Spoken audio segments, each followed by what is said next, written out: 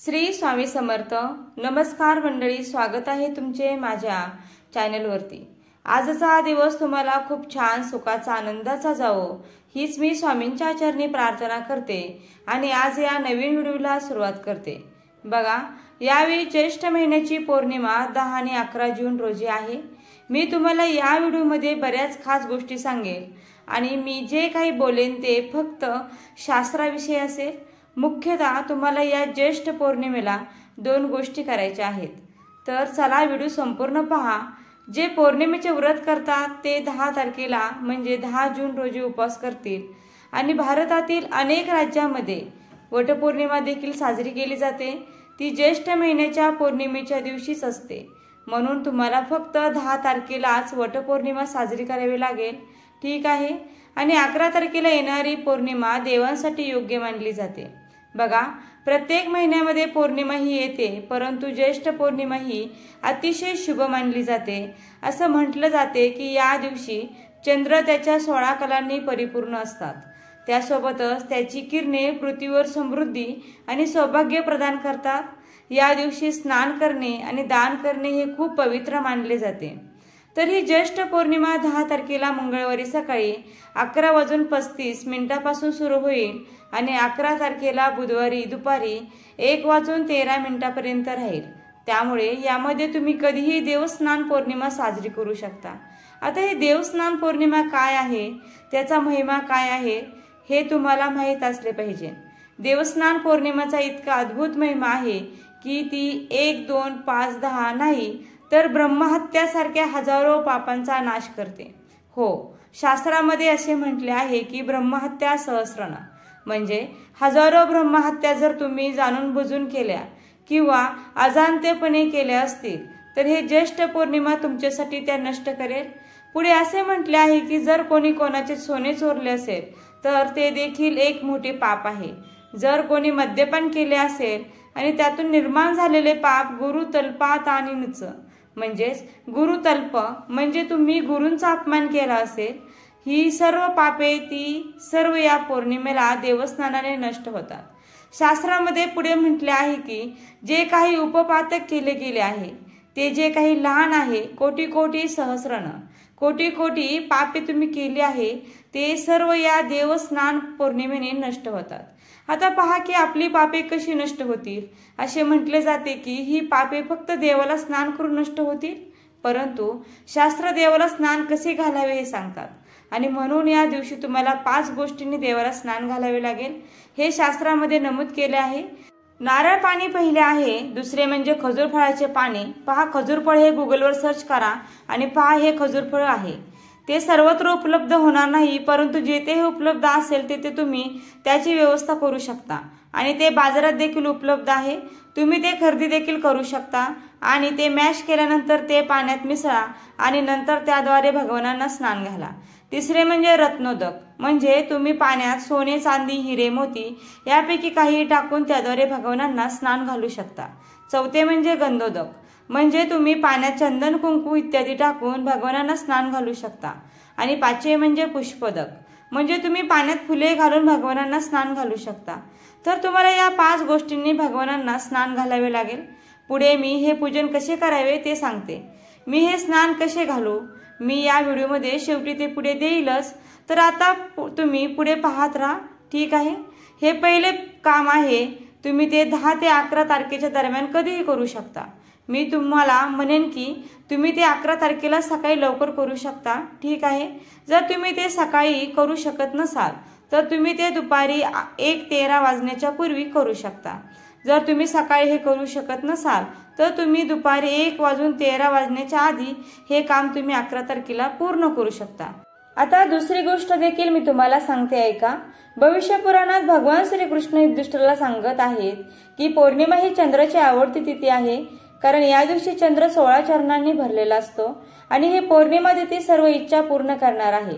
चंद्राने स्वतः म्हटले आहे की जो कोणी या पौर्णिमा तिथीला भक्तीने माझ्या पूजा करेल मी प्रसन्न होईल आणि त्याच्या सर्व इच्छा पूर्ण करेल आणि लक्ष्मी देखील यामुळे स्थिर राहतील. तर पहा, तुमच्यापैकी बरेच जण पौर्णिमेला पूजा करत असतील, पण मी तुम्हाला इथे शास्त्राचा महिमा सांगितलेला आहे. तर आपण चंद्राची पूजा कशी करावी, तर तुम्हाला या दिवशी काय करावे लागेल, चंद्रदेवाला धूप आणि दिवा दाखवावा, नंतर त्यांची आरती करावी, कापूर लावावा आणि त्यांना आरती द्यावी. आरती देताना कच्चे दूध असले पाहिजे, काही फुले असली पाहिजेत, अक्षताही असाव्या. आरती कशा अर्पण करायचे, तुम्हाला सामान्य कच्चे म्हणजे न तापवलेले दूध घ्यावे लागेल. ते स्टीलच्या भांड्यात घेऊ नका, तांब्याच्या भांड्यात घेऊ नका, तुम्ही ते पितळच्या भांड्यात घेऊ शकता. तुम्ही कच्चे दूध घेऊन त्यात फुले आणि सुगंधित तांदूळ टाकून चंद्रदेवाला आरती अर्पण करू शकता. शास्त्रामध्ये या मंत्राचा देखील उल्लेख आहे, ओम श्री चंद्रमासाय नमः. आता जर तुम्ही हे देखील म्हणू शकत नसाल तर तुम्ही ओम चंद्रदेवाय नमः, ओम चंद्रदेवाय नमः असे म्हणत चंद्रदेवांना आरती अर्पण करू शकता.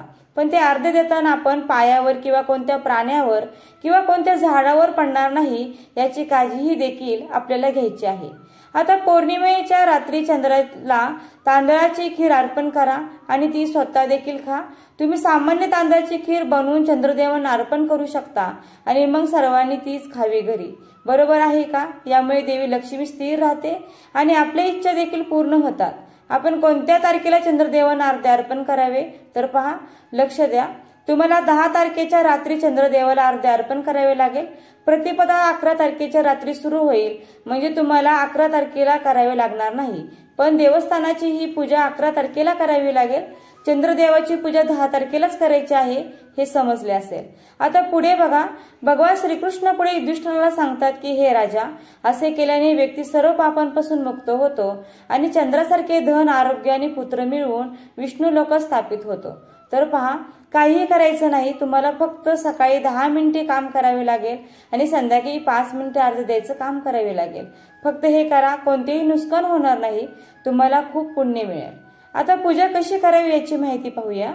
ताटात प्रथम खाली फुलांचे आसन ठेवावे. प्रथम गणपती बाप्पांना स्नान घाला. त्यापूर्वी आपण त्यात स्वस्तिक किंवा ओम बनवा. येथे मी आचमनासाठी पाणी ठेवलं आहे. कोणतीही पूजा करण्यापूर्वी तुम्हाला 3 वेळा देवाचे नाव घ्यावे लागेल आणि नंतर आचमन करावे लागेल. 14दा तुम्हाला हात धुवावा लागेल आणि त्यानंतर तुम्हाला पुढची पूजा सुरू करावी लागेल. मग बघा, शुद्ध पाणी घ्या. प्रथम आम्ही तुम्हाला शुद्ध पाण्याने आंघोळ घालू आणि म्हणून शुद्ध पाणी तुमच्याकडे खूप आवश्यक आहे. आता तुम्हाला कोणत्या गोष्टी लागतील? 5 गोष्टी. तुम्ही व्हिडिओमध्ये ऐकले असेलच, तरीही मी तुम्हाला सांगते. पहा, प्रथम खजुराच्या रसाने पाण्याने आंघोळ घालावी लागेल. एक खजुराचं फळ आहे, जिथे तुम्हाला त्या खजुराचं फळ मिळेल तर चांगले आहे, तुम्ही ते ठेवा. जर तुम्हाला खजुराचं फळ मिळाले नाही तर तुम्ही गुलाबजल देखील टाकू शकता. पण शास्त्रात खजुराचे फळ सांगितलेलं आहे. तुम्हाला सर्वत्र खजुराचं फळ मिळणार नाही, पण भावनांनी देवावर गुलाबजल टाका आणि त्याद्वारे त्यांना आंघोळ घाला. देव तुमच्या भावना खजुराच्या फळाच्या भावनांनी स्वीकारेल. हे खजुराचे फळ आत आहे, जेव्हा आपण ते सोलतो तेव्हा ते फळ बाहेर येते. बघा, आता दुसऱ्या वेळी नारळाच्या पाण्याने त्यांना स्नान घाला, तर तुम्हाला हे नारळाचं पाणी देखील लागणार आहे. आता प्रत्येक पूजेमध्ये फूल आवश्यक असतात आणि आपल्याला पुष्पदक देखील घ्यावे लागतात, म्हणजे आपल्याला त्यात फुले टाकून पाण्याने परमेश्वराला स्नान घालावे लागते. आणि ती 4थे आहे गंधोदक.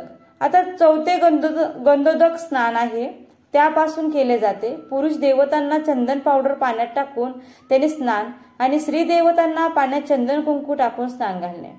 आता रत्नोदक मध्ये काय आहे? जर तुमच्याकडे सोने किंवा चांदी किंवा मोती किंवा हे सर्व एकत्र घेऊन मग ते साबणाने किंवा जे काही तुम्ही धुता त्याने धुवा आणि नंतर ते पाण्यात टाका आणि त्या पाण्याने भगवानांना स्नान घाला.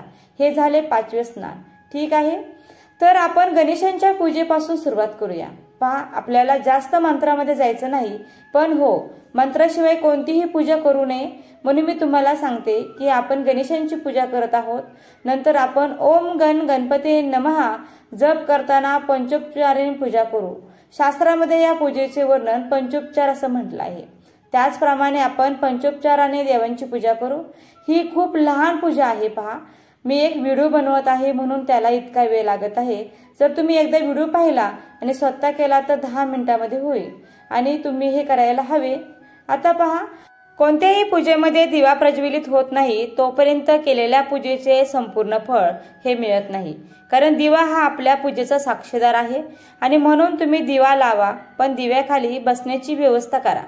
ते फुलांचे, तांदळाचे किंवा कोणत्याही धान्याचे आसन असू शकते।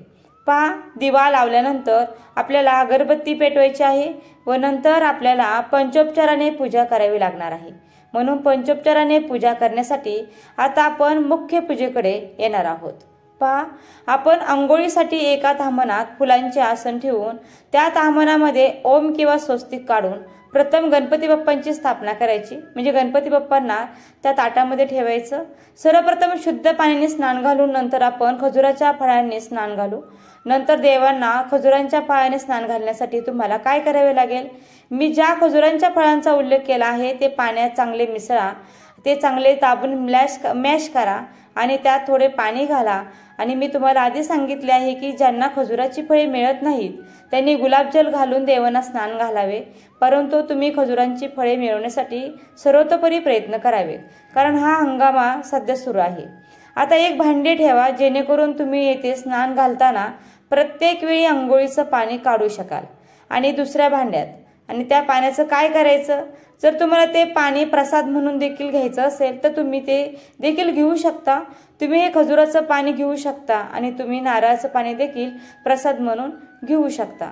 आता ठीक आहे, मी तुम्हाला इतके सांगितलं आहे। आता तुम्हाला ज्या गोष्टीकडे लक्ष द्यावे लागेल ती म्हणजे शास्त्रामध्ये लिहिलं आहे की घंटा आणि शंख वाजवताना देवांना स्नान करावे किंवा घालावे। म्हणून जर तुमच्याकडे घंटा असेल तर घंटावर तिलक लावा आणि मंत्र म्हणा आणि मग तुम्ही घंटा वाजवायला सुरुवात करा आणि एका हाताने ती वाजवा, किंवा जर कोणी दुसरे बसले असेल तर ती घंटा वाजवेल आणि तुम्ही प्रभूंना स्नान घाला। आता तुम्ही प्रभूंना कसे स्नान घालणार, पहा, पुरुषोत्तम म्हणत घंटी वाजत राहील आणि पुरुष सूक्त येत नसेल तर तुम्ही यूट्यूबवर लावू शकता आणि तुम्ही प्रभूंना एक एक करून स्नान घालू शकता। प्रथम मी तुम्हाला कसे स्नान घालायचे ते सांगेन।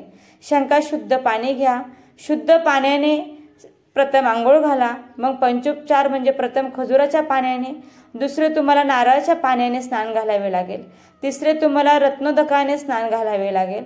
रत्नोदकामध्ये तुम्हाला काय करायचे आहे ते मी सांगितले आहे, म्हणजे एखाद्या भांड्यात सोन्या चांदीचं नाणं किंवा सोन्या चांदीचे दागिने ठेवा, त्यात पाणी ओता व त्या पाण्याने स्नान घाला।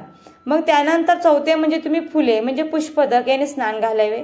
तर आपण पुष्पदक कसे तयार करणार आहेत, तर बघा, शंखात पाणी घ्या, आपण पाण्यात फुले ठेवा, तुम्ही सर्व फुले तोडून आत ठेवू शकता शंखोदकात आणि पुष्पदक झाला, ठीक आहे। मग त्यानंतर पाचवे स्नान गंधोदक, आपण गंधोदकाने स्नान घालू। तर मग तुम्ही गंधोदकामध्ये काय करणार, तर तुम्ही शंखात पाणी घेतले, त्यात तुम्ही चंदन पावडर टाकली, ठीक आहे, आणि तर हे गंधोदक स्नान आहे। तुम्ही देवांना याने स्नान घातले, मग शेवटी तुम्ही देवांना शुद्ध पाण्याने स्नान घालाल। तुम्ही फक्त शंका शुद्ध पाणी घ्या आणि त्याद्वारे देवांना स्नान घाला, ठीक आहे। तर तुम्ही देवांना अशा प्रकारे स्नान घाला। शंख कोणताही चालेल, प्रत्येक वेळी शंखाने स्नान घालावे, पण शंख नसेल तर तांब्याच्या भांड्यात हे पाणी घेऊन मात्र त्यामध्ये तुम्ही नखे बुडवायची नाहीयेत आणि अशा पद्धतीने तुम्ही घरातील सर्व देवतांना एक एक करून स्नान घालू शकता। प्रत्येक वेळी पुरुष सूक्त लावणे शक्य नसेल तर त्या देवतांचा मंत्रोच्चार करून स्नान घालावे। समजा पुरुष सूक्त संपले आणि अर्पण करण्यासाठी पाणी शिल्लक राहिले तर तुम्ही त्या देवतेचे परमेश्वरांचे नाव घेत अर्पण करावे। येथे एक गोष्ट लक्षात ठेवायची आहे, प्रथम गणपती बाप्पांना स्नान घातल्यानंतर आपल्याला गणपती बाप्पांना अष्टगंध दुर्वा फुले वाहून त्यांना प्रसाद ठेवून नंतर आपल्याला बाकीच्या सर्व देवतांना पंचोपचारे स्नान घालायचं आहे, ही गोष्ट मात्र लक्षात ठेवा। बघा, तुम्ही गणपती बाप्पांना पंचोपचारे स्नान झाल्यानंतर कपड्याने नीट पुसले पाहिजे। त्यानंतर तुम्ही परमेश्वरांना आसन द्यावे आणि त्यांना त्यांच्या जागी ठेवावे। बघा, आपण देवाला त्यांच्या जागी स्थापित केले आहे। आता आपण राहिलेल्या पंचोपचाराने देवांची पूजा घालावी। नंतर मंत्राचा जप करताना देवाला तिलक लावा। त्यानंतर तुम्ही देवांना फुले अर्पण करावीत। विष्णूंना तुळशी आवडते नाही का, जर तुमच्याकडे आधीच तुळशी तोडून ठेवल्या असतील तर ती विष्णूंना अर्पण करावी। ओम नमो भगवते वासुदेवाय म्हणावे। आपला तिसरा उपाय म्हणजे धूप दाखवणे आणि नंतर आपण दिवा दाखवू, देवांना दिवा ओवाळावा। आणि पाचवा उपाय म्हणजे भोग अर्पण करणे। तुम्ही देवाला अर्पण करण्यासाठी जे काही तयार केलं आहे ते तुम्ही अर्पण भोग करू शकता। जे काय आहे ते अर्पण करावे आणि नंतर देवासमोर पाण्याने त्या भोगाला 3 थेंब पाणी टाका आणि देवाचा मंत्र म्हणत नैवेद्य दाखवा। आता बघा, नैवेद्यामध्ये तुम्ही शिरा किंवा अगदी काजू बदाम देखील ठेवू शकता। जर ही पूजा झाली की पूजा पूर्ण झाली। आता या पूजानंतर आता तुम्ही विचाराल की गंधोदक, रत्नोदक, पुष्पदक किंवा आमच्याकडे जे काही पाणी शिल्लक आहे त्याचं आपण काय करावे। जर तुम्ही नारळाचं पाणी वेगळे ठेवले असेल तर तुम्ही प्रसाद देखील म्हणून स्वीकारू शकता, बाकीचे प्रसाद म्हणून देखील स्वीकारू शकता आणि जे उरलं पाणी तर तुम्ही तुळशीजींना अर्पण करू शकता। लक्षात ठेवा, प्रत्येक देवाला तिलक, त्यानंतर दुर्वा किंवा तुळशीपत्र, त्यानंतर फुले हे ज्याच्या त्याच्या आवडीनुसार आपण प्रत्येकाला देवासमोर ठेवावे। हे सर्व करत असताना मंत्र जप चालू ठेवावा। प्रत्येक देवाचा फुलानंतर आपल्याला तिसऱ्या उपचारात धूप अर्पण करावा लागतो। ठीक आहे, तुम्ही धूप पेटवून त्याचा धूप देवासमोर दाखवा। तुम्ही तुमच्या हाताने तो दाखवू शकता। मंत्र प्रत्येक देवाचा चालू ठेवावा। एक गोष्ट लक्षात ठेवा, आपली कुलदेवी माता हीच मंत्र जप या पूजेमध्ये जास्तीत जास्त चालू ठेवावा आणि मग तुम्हाला दिवा दाखवावा लागेल। तुम्ही दिवा दाखवा। दिवा दाखवल्यानंतर कृपया तुमचे हात धुवा आणि हात धुतल्यानंतरच आपल्याला 5वे उपचार म्हणजे भोग अर्पण करायचा आहे। तर पहा, अन्न अर्पण केल्यानंतर तुम्ही तेथे 3 वेळा पाणी अर्पण करावे, मंत्र जप करत नैवेद्य दाखवा। अशा प्रकारे आपण पंचोपचारे पूजा केलेली आहे। तर या पौर्णिमेला नक्की आवर्जून या सेवा करायला विसरू नका। व्हिडिओ तुम्हाला आवडला असेल तर लाईक करा, चॅनलवरती नवीन असाल तर सबस्क्राईब करा आणि हा व्हिडिओ शेवटपर्यंत पाहिल्याबद्दल अगदी मनापासून तुमचे खूप खूप आभारी आहे। धन्यवाद। श्री स्वामी समर्थ। जय जय स्वामी समर्थ। रामकृष्ण हरी। जय जय रामकृष्ण हरी। श्री कुलदेवता माते नमः।